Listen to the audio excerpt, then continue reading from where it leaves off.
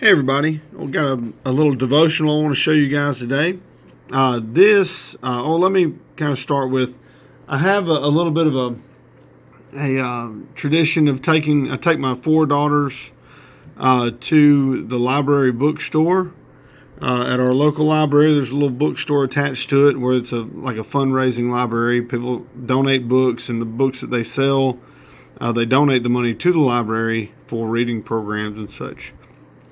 So we make it a habit of going, instead of going to the toy store, we go to the bookstore, and I like for them to get something that they'll read. Well, my twins, they're almost 7. They're getting more interested in a relationship with God and a more personal connection. And they see me read my Bible. They see their sister read her Bible, and so we're going to get them new Bibles because they're reading more now. And but we found these. Okay, so I found 2 of these. It was a God thing. He supplied them. These are basically brand new. Had been donated. This is just one of them. We actually found 2. So both of my twins were able to have their own. This is called Being My Best for God. It's 365 devotions for kids, and this is specifically meant for girls. And the author's Garborg, I think. And it's in a little pink synthetic cover with a lot of cool imprinting, butterflies and trees, and kids reading under the tree. It's pretty neat. The kids really liked it. It's just it feels nice. It's just the perfect size for them. It's a little bit smaller than like a Pit Minion size, book, but it's just perfect for them. And instantly they wanted to turn to the day and read that devotional. They're just really interested in it. But I will let me show you this real quick. So it's a little paste down liner. The block is a sewn binding. You have head and tail bands. It's a nice little setup. One ribbon. You have a little presentation page on the end sheet. Then you get to the title page and your publication page. All right, so you can see there's a blue faux leather and a pink faux leather. So there's one for boys and there's one for girls, and they have an ebook option as well. And this is primarily in the NIV. You can see right there that paragraph. It says, unless otherwise noted, the scriptures are from the NIV. Interestingly enough, the ESV, when it's quoted, it's from the 2001 edition, and when the NASB is quoted, it's from the 1977 edition. Pretty interesting. So they didn't use the newer versions of the NASB or the ESV. There's not a lot of those in here anyway.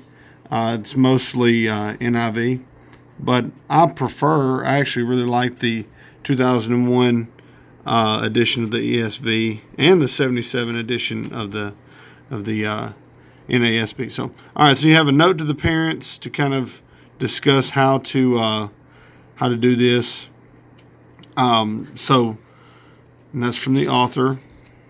And then you start your devotions, and there's 365, one for every day. They're really short.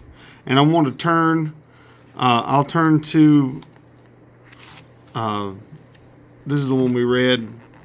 All right, so this was yesterday's, okay? And this is how quick it'll go. I'll read it with them. Following God's footsteps.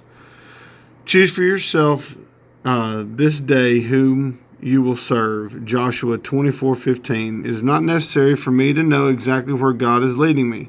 It is only important for me to say, I will follow you no matter where you lead me. It doesn't matter where He leads me. It only matters that I am with Him. Choosing to follow God means choosing to be faithful even when I don't know how things will turn out. Now they have a prayer. Jesus, today I choose to follow you. I may forget that. I made that choice. If I forget, get my attention and remind me that even the littlest choices matter to you. Amen.